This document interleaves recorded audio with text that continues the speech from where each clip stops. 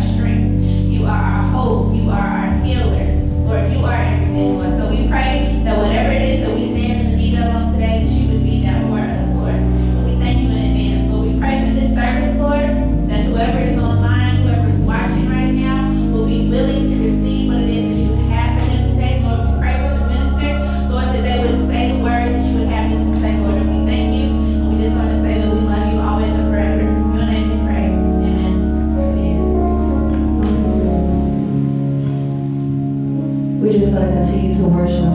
The next song just says, Holy Spirit, you are welcome here. And we're just asking you guys to just center yourselves and allow God to enter into your space this morning.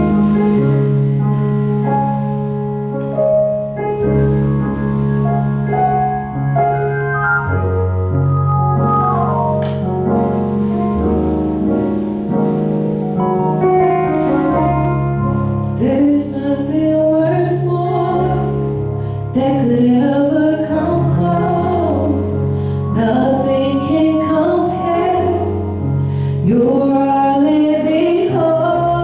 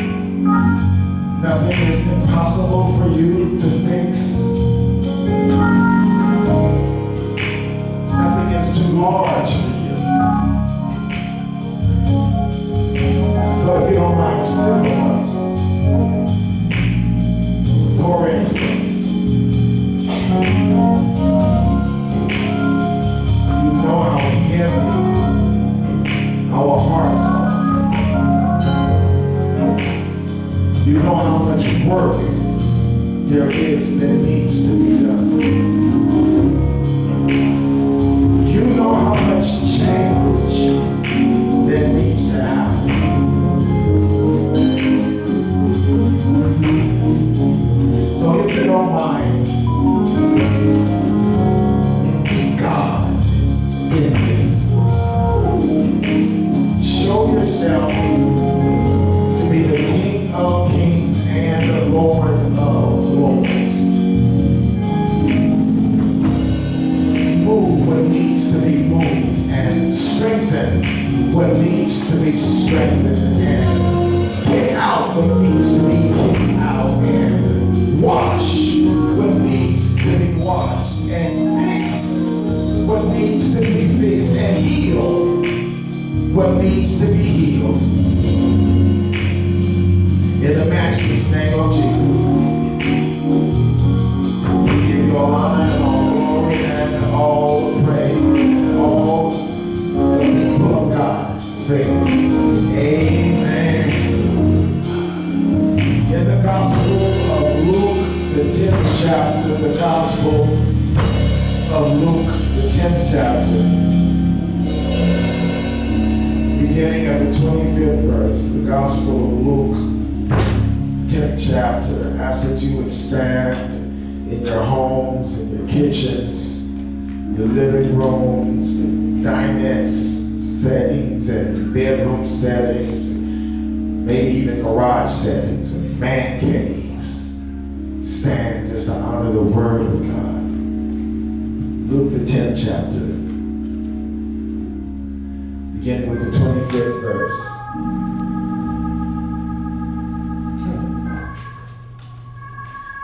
And behold, a certain lawyer stood up and tempted him, saying, Master, what shall I do to inherit eternal life? He said unto him, what is written in the law? How readest thou? He answered him and said, Thou shalt love the Lord thy God with all your heart, all your mind, all your soul, and your neighbor as yourself. Jesus said, You answered right, this do, and you will live.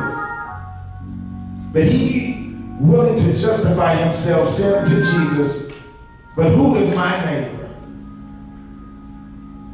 Jesus answered, said, A certain man went down from Jerusalem to Jericho, fell among thieves, which stripped him of his garment, wounded him, and departed, leaving him half dead.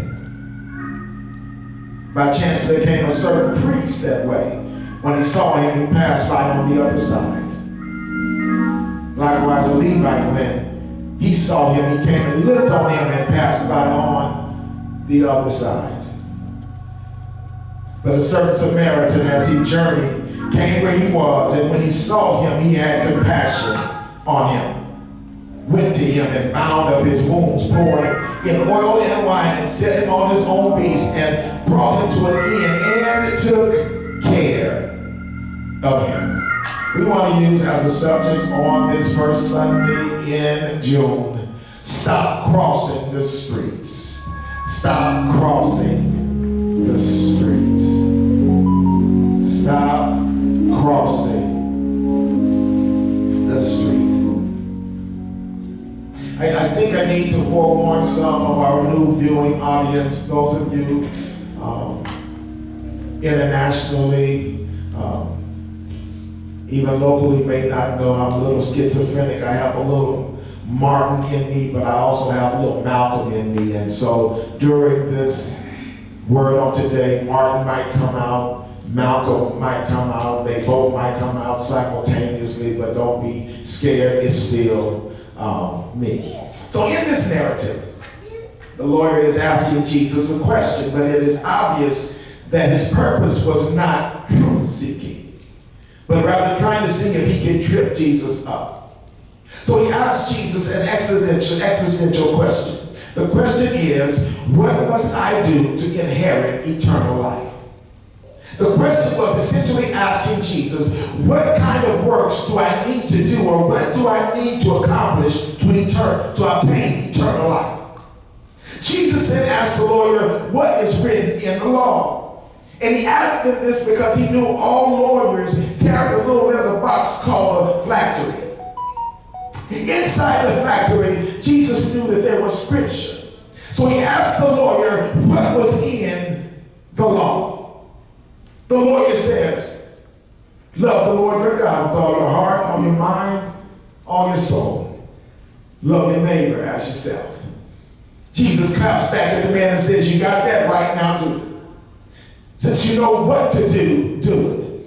Since you have the answer, do it. Since you gave me a problem you thought you had already solved, do it. The man, then thinking that he can outsmart Jesus, says, well then, who is my neighbor? Now let me say this before we jump into the deep end of the pool. Jesus entered into the world with a love ethic. And he leaves the world with the same love ethic. John 3:16 says he came because he loved us. He died because he loved us. And he rose because he loved us. And for humanity to answer the who is my neighbor question, love has to prevail. We have to love the unlovable. We have to look beyond faults and see needs. We have to become all things to all men. So we have to resemble the love that God has revealed to us through Jesus Christ. The reason why I praise God the way I do is because he loves me. All of me. He loves all of me. The cute me and the ugly me. The saved me and the ratchet me. The holy me and the hellish me. The patient me and the procrastinating me. The confident me and the confused me. He loves all of me. I praise him because he knows me and he still loves me. You want to praise God right now at home. You ought to hit me up one time right now and say, I'm just glad he loves me. I'm glad he knows me and he loves me. He knows the freak in me and he loves me. He knows the hellish me and he loves me. He knows the dope smoking me and he loves me. He knows the blasting me and he loves me. He knows the correction I have and he loves me. He knows the rules I've done and he loves me. He knows all about me. But here's my shout. He's still God. He still loves me. I said all of that because it is through the lens of God's love that we are going to view this text. I'm looking at the narrative, and what is screaming at me is in verse 30. Verse 30 says that the man started on a journey and ends up beaten by robbers who left him half dead. There are a couple of things I want to highlight. The first thing is that the narrative says the man, after he'd gone through everything that he'd gone through, was half dead. Let me hear you say half dead. Hear me up, just say half dead. We go somewhere, just say half dead. In the middle, just say half dead. In the middle, just say half dead. Because half dead also means you half alive.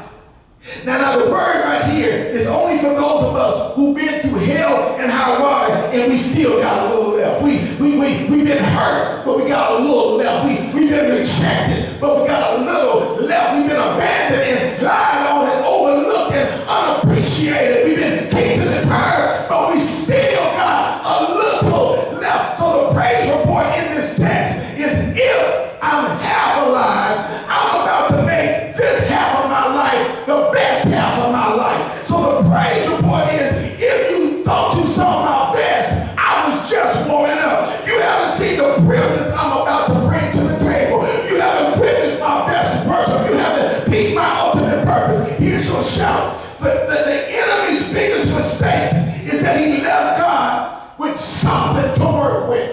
The enemy's biggest mistake is that he left you with something. He left you with 2 fish and 5 loaves. He left you with a rock and a slingshot. He left you with a little oil and some meal. He left you with a pen and a piece of paper. He left you with a ball and a cord. He left you with cleats and some space. He left you with a mic and a message.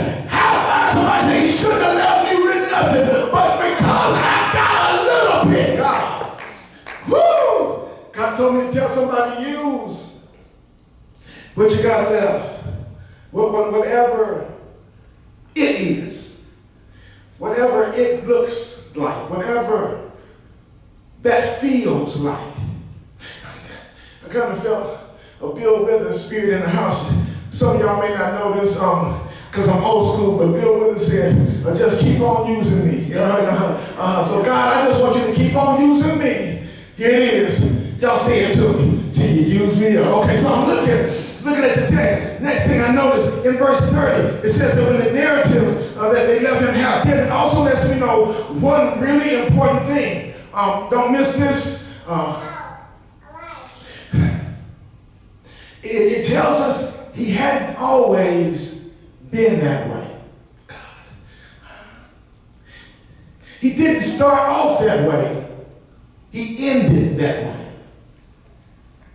He started off just doing what he normally did. And he ended up that way. He was just 12 years old on a snowy day at a park with a toy gun, and he was murdered by police. He was just minding his own business, standing outside of a store, and he was choked by the police. He was just minding his own business, doing what he normally did and taking a jog, and was hunted down and killed like an animal. She was sitting in her apartment and was shot 8 times by the police. She was playing video games with her nephew and was shot by the police. They didn't start off that way. They ended up that way. She was on her way to a new job at the college and was killed in police custody. He was just leaving church after playing the drums and was choked and beaten and killed by the police. He was just leaving a convenience store that he always went to and just put down a $20 bill. Was choked by the police for 8 minutes and 46 seconds. Let me give you a round number. 2015, 104 unarmed black people were killed by the police. Their day did not start off like that. It ended like that. They didn't begin their day expecting to be shot or choked or murdered. But here's the mind-blowing thing. Black men are now suffering from wartime PTSD who have never been to the military. Because they've experienced so much abuse from law enforcement. They've seen law enforcement murder unarmed blacks at such a rate with no reprisal that they're having panic attacks when they see a police cruiser. They are breaking out in cold sweats just seeing a car. Because they feel internally that their lives don't matter. And then white America apologizes and thinks that is supposed to make everything okay. Listen to me clearly.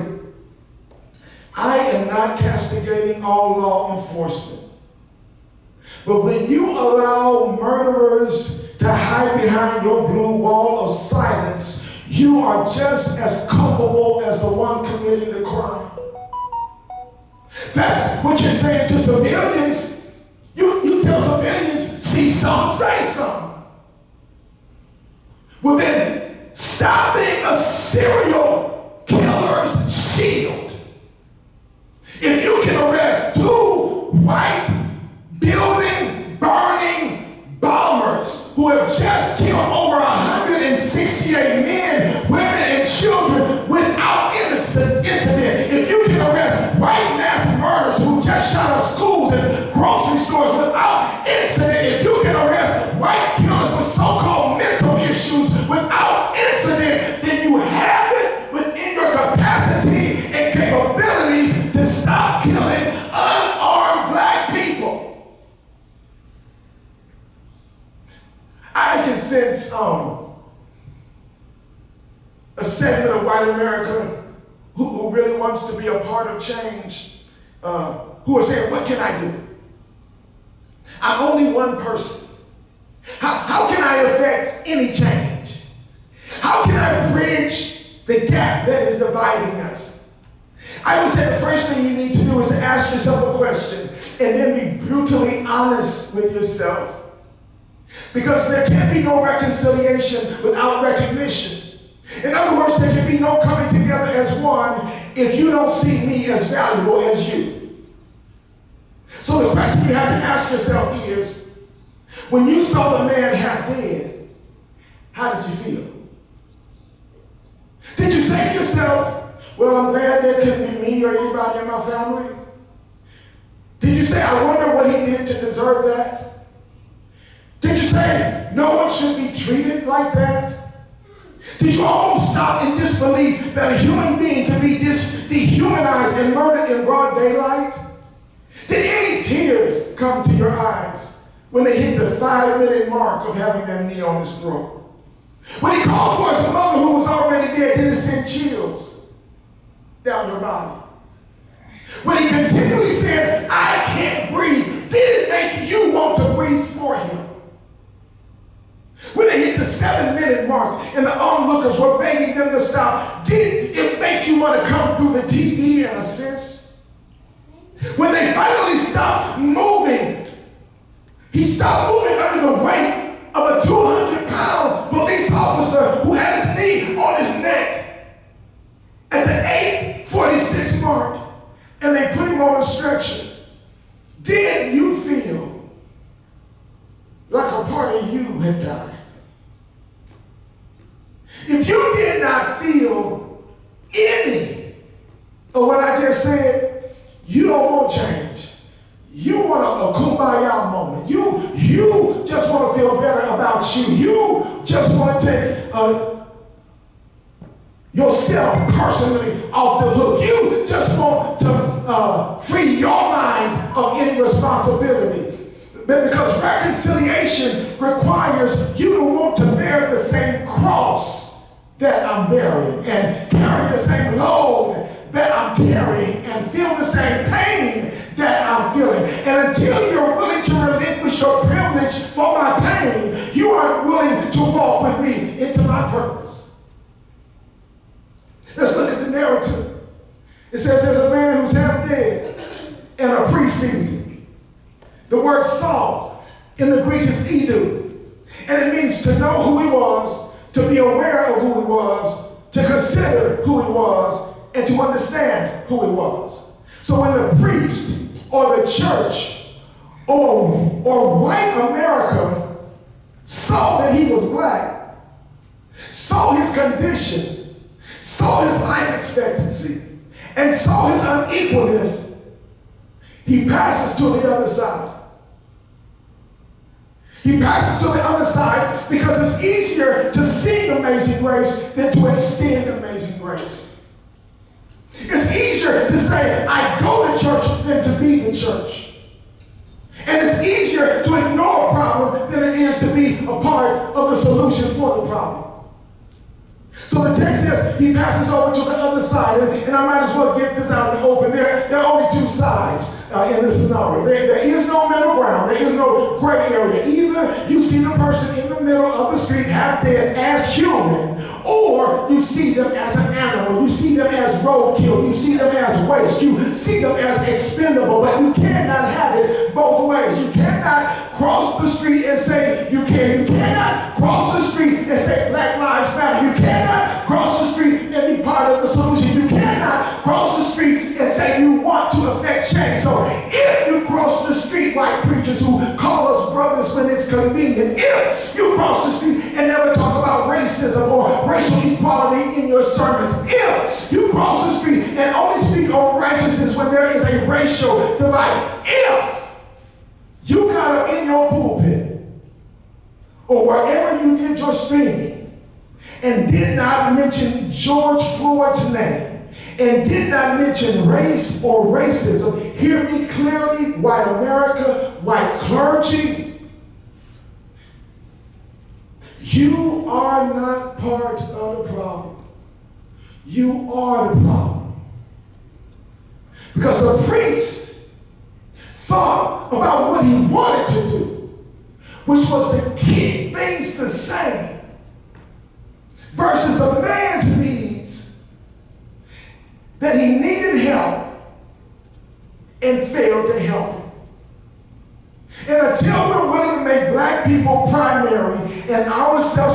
prosperity, we will continue to have a racial divide. Because this means you will always consider your position before you consider me a person. The priest thought about what he wanted to do versus what he needed to do. And until humanity, the humanity of black people become a need, white America will always see our plight as optional. But we are not optional, we are essential. We are essential, and we've been essential since the beginning. There's hardly anything you do that we didn't assist in making you able to do it. From the clothesline to inventing spark plugs to inventing the pacemaker. Listen, black people, we are not an option. And we have to stop referring to ourselves and treating ourselves and coming to the table as though we are optional. We are the only ethnic group that just wants to matter. Black Lives Matter. We are the only ethnic group that just wants civil rights. Just treat me civilly. Everyone else bypasses just mattering and civil rights and goes straight to equal rights. Well, we want equal rights too. We want everything white America has. We want every opportunity white America has. And don't give me, you already have every opportunity and you already have access to everything white America has. It is not a level playing field when white America has had a 400-year head start. It's not a level playing field when white America has had 400 years of accumulated wealth. It's not a level playing field when if we were running a 400-yard race, white America will be crossing the finish line and we would just be getting started. It's not a level playing field when we can be at the same company having the same exact job description and make less money. When we say we demand equal, we mean equal. Equal rights, equal pay, equal opportunity, and equal access. And we are demanding an accelerated time frame because we've already been waiting 400 years. White America owes us. The reason why white America won't give us what we earn, our 40 acres and a mule, is because if they were to give black people their 40 acres and a mule, it would accumulate and be approximately $6.4 trillion. So that black people would then have, here it is, accumulated wealth. The same accumulated wealth you already have. But we're here to let you know in no uncertain terms, no justice, no equality, no peace. Text says a Levite comes, looks, and crosses to the other side of the street. The word look here in the text means to be aware and to understand. And this is telling us is that there are people who are totally aware and understand and still don't care. But I'm here to let you know that crossing the street doesn't alleviate your accountability or responsibility. And this was on display on a national level this past week with Drew Brees. For the last 4 years since Colin Kaepernick took a knee and others, Brees has chosen to make it not about black lives, but about the flag. So for the last 4 years, he had the same stance. For the last 4 years, he was continually and intentionally and unsympathetic or empathetic to the plight of black America. For the last 4 years, you were intentional about defecting black human rights and making it a flag issue. And then, this past week, you chose to double down last Wednesday and said the exact same thing. It's about the flag. Amazing. Because when you received backlash from the black community and your black teammates and the blacks in New Orleans, The very next day, you apologize and say you misspoke, that you didn't mean what you said, that you were insensitive. Listen to me clearly. This is not a forgiveness issue. This is a trust issue. Because America already knows black people are the most forgiving people in the world. That's why you treat us any kind of way you want to, because you know we'll forgive you. But this is not a forgiveness issue, this is a trust issue. Drew Brees changed his opinion because of public relations. This was a business decision. When the best wide receiver in the NFL is on your team and he's black, it's a business decision. When one of the best corners is on your team and he tells you to keep your effing mouth shut, it became a business decision. When the protesters in your city of New Orleans began chanting F. Drew Brees, it became a business decision. So this is not a forgiveness issue, this is a trust issue.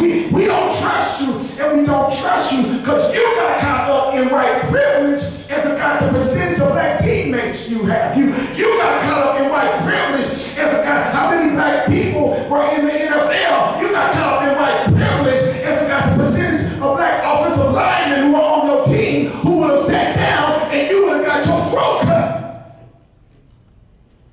But when you remember your white privilege and realize if you don't apologize that it would be a bad business decision, you made a business decision, not an apology.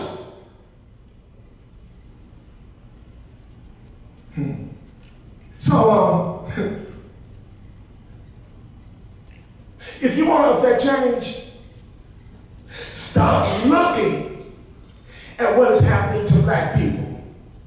Knowing what is happening to black people, understanding what is happening to black people, and crossing to the other side simply because you want to keep your white privilege. Text says it, Good Samaritan comes up. I know y'all was waiting for me to get to this part. Good Samaritan see the man and does something the other two didn't do. He sees the man as human. Because until you desire to recognize me for who I am as a human being, you will never desire to reconcile with me as a human being. The next thing he does is to have compassion on the man. Meaning he allowed himself to feel what the hurt the man was feeling. He put himself in another person's shoes. And until white America is willing to address the needs of the least of these, to close your eyes and put yourself into Amir Rice's mother's place. To know that her 12-year-old son left the house to go play at the park. And in 5 seconds of the police showing up, he was dead. No, for real. Close your eyes, white America. And see your son get married today. And then you find out that early that morning, 5 police officers shot him in the car over 50 times. No. Keep them closed. And see your sister babysitting your son. And then get a call from the police that they shot through a window and killed your sister while she was playing video games with her nephew. No, don't open them yet, white America. Keep them closed. See your son jogging down the street like he normally does. And getting a call that 2 men tracked your son down like an animal, ambushed him, shot, and killed your son. Are your eyes still closed? Close them back. Close them. You just spoke to your son. He's at home watching TV. you get a call that a police officer goes to the wrong apartment and shoots and kills your boy. Keep your eyes closed. Your son is getting his life together. Things are falling in place. He goes to the grocery store, the little grocery store, puts down a $20 bill, gets back in the car, the police pull him over. Now all of a sudden, there are 3 police officers on top of your son. Don't open them. They're on top of your son. But your son isn't even fighting back because that's how you taught him. He's not being irrational or trying to break away or disrespecting them because that's how you taught him.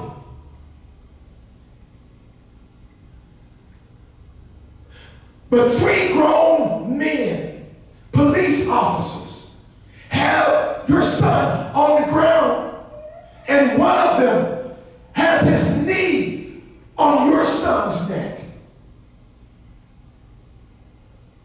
Your son is now saying, I can't breathe. In fact, your son has said, I can't breathe 16 times. And they won't get up. Don't open your eyes. Your son just screamed for his mama. A grown man screaming for his mother. And they still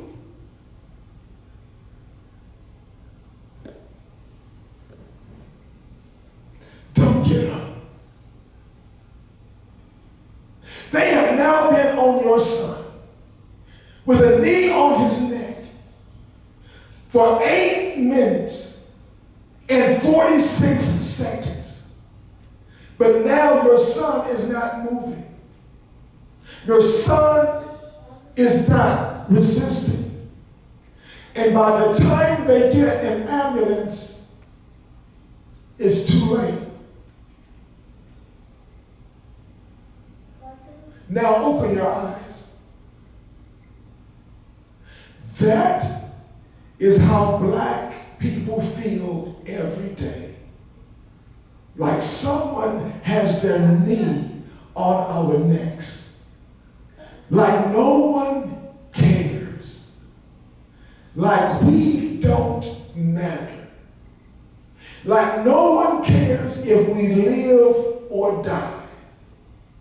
But until you can feel for black people like you feel for yourself, you will never affect any change.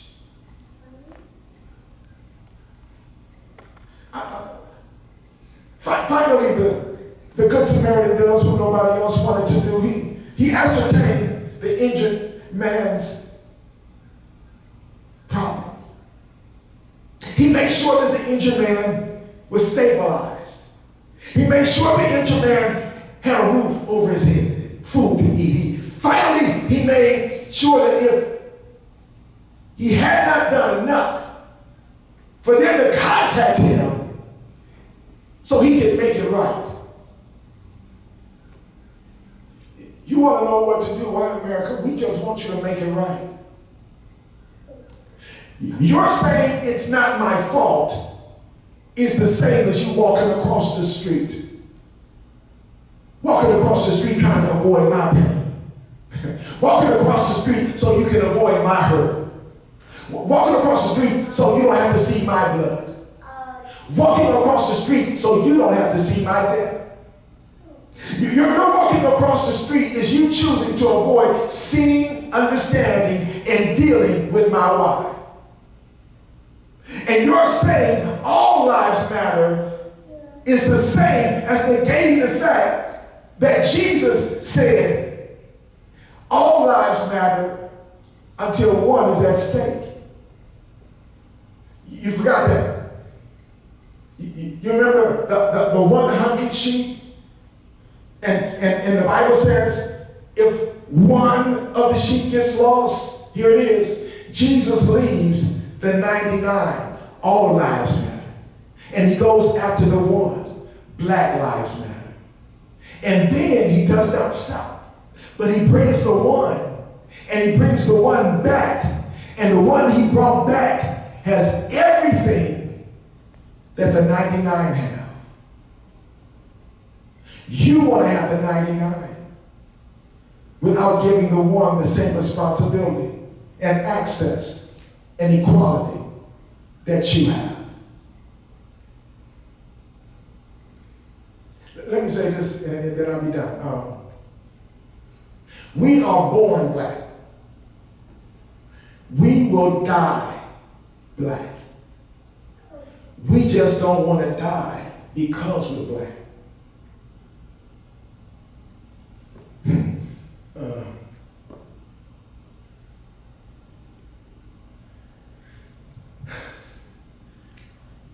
I'm tired. I'm tired because I thought this would not be an issue by the time I got to be this old and my children got to be that old.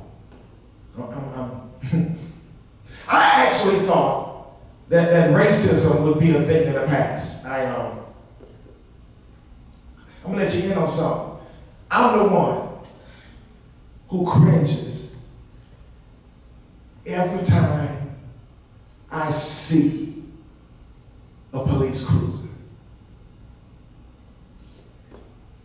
I get the shakes. I'm a freaking grown man. I'm 60 years old, and I have panic attacks when I see a police cruiser coming my way.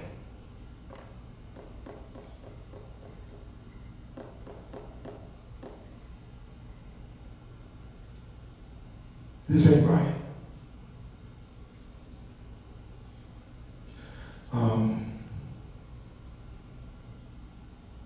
I was thinking, how do you get white America to understand what privilege really is? And if this doesn't do it, I think I could be out of ideas. White people, do you realize that we have an anti-lynching law? A law that says it's against the law for you to lynch us? Does that even make sense to you that there should be a law stating that a human being should not be allowed to lynch another human being? Let's do this. Let's do what I always do in counseling. Let's reverse the roles. How would you feel if there had to be a law put in place that said it's against the law for me to lynch you? How about this? How about you have to have a law to vote? That don't even make sense. Why do I have to have a law to vote? Why did I have to boycott for over a year just to be able to sit where I freaking want to sit or eat where I want to eat? What world do we live in that we have to have laws enacted just to be able to live?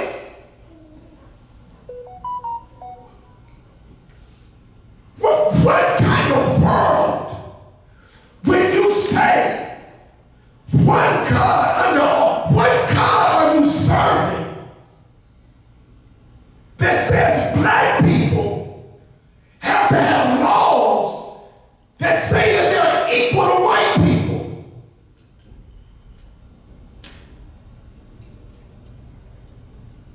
Hear me clearly.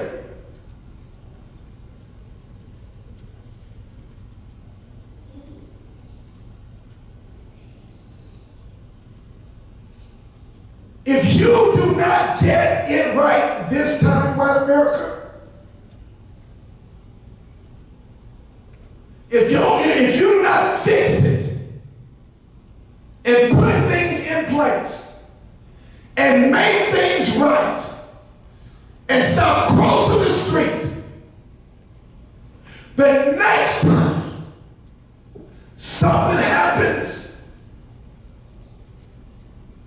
it is not going to go down the way you want it to go down. We have been peaceful. We have been showing love. But God is also just. And when things weren't right, he turned over some tables. And I'm giving you forewarning. If you don't get it right this time, some tables are going to get turned.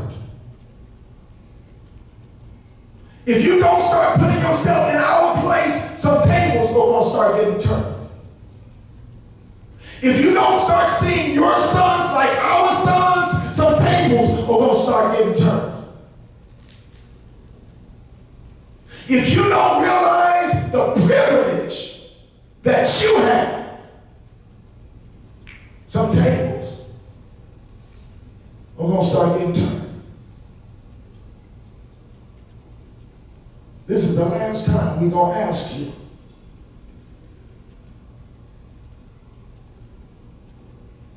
Stop crossing the street. Have the uncomfortable conversations that need to be had. But don't come to the table expecting things to stay the same. Don't come to the table expecting to keep your privilege. And don't come to the table if you are not going to recognize my equal humanity. God, I thank you. This wasn't a difficult word for me to deliver, but I know it was a difficult word for some people to hear.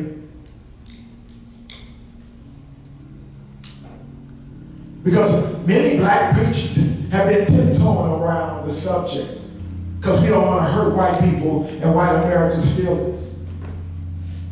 But white America don't care about our feelings. We know they don't care about our feelings because they kill our bodies. So today, white America, take your feelings out the way. Put on your big boy and big girl pants. And look at truth. Look at the truth that you're wrong. But you can make it right. I don't want no more prayer meetings. Don't call for no prayer meetings. Sit down at the table and make some things happen. We done prayed for 400 years. Make it happen. Stay on the side of the street you need to be on. Sit down with people who don't look like you, walk like you, or talk like you. The Word of God says, come let us reason together.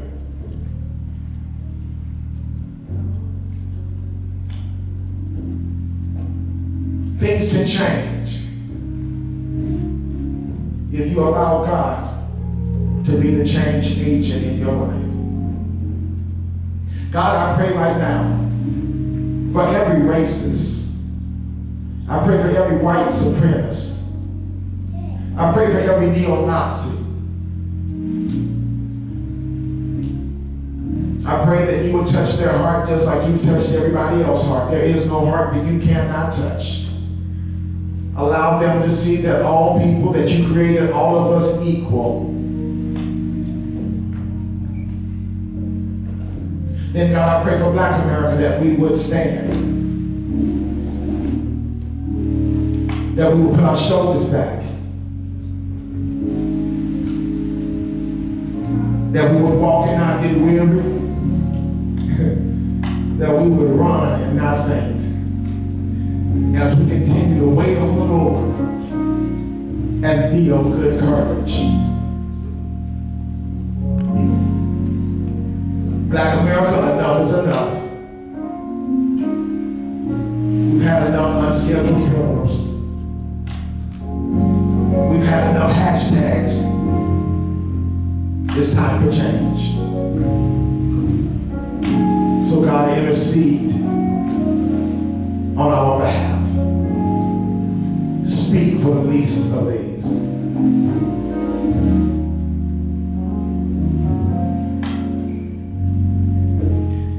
Turn it around. And God will be so careful to give you all the honor and glory and praise.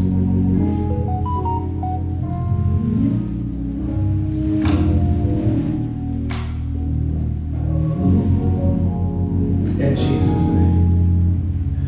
And all the people of God said, amen. We want to thank you so much for worshiping with us on this morning. We're about to go into our Holy Communion service on this first Sunday in June. We're excited about the goodness and the grace of God. But before we go into Holy Communion, if there's anyone who wants to accept Jesus Christ as their personal Savior, if there's anyone who wants to accept